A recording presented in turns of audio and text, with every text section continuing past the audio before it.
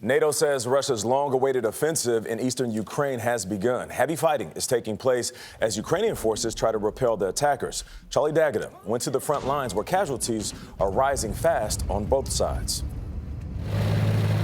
Ukrainian military hardware on the move along the front line north of Bakhmut. They have to keep moving. The moment they stop, the Russians take aim. Explosions rang out, both incoming and outgoing. Jittery soldiers told us not to hang around long, spread out, and get ready to hit the ground.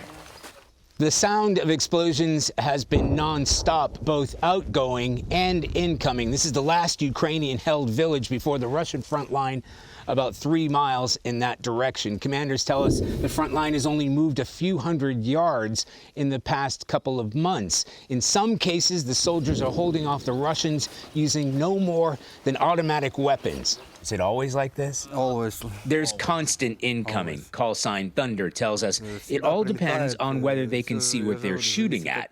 We try not to get spotted. You said before that the fighting is very close. How close? It can get as close as 5 meters, roughly 5 yards.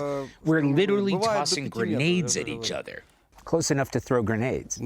Close enough, he said, to find Russian soldiers fighting from the trenches the Ukrainians dug, and the other way around. Like Bakhmut, south of here, the fighting has crawled to a bloody grind for months. The Russians advancing forward in distances measured in feet and costs in the number of dead on both sides.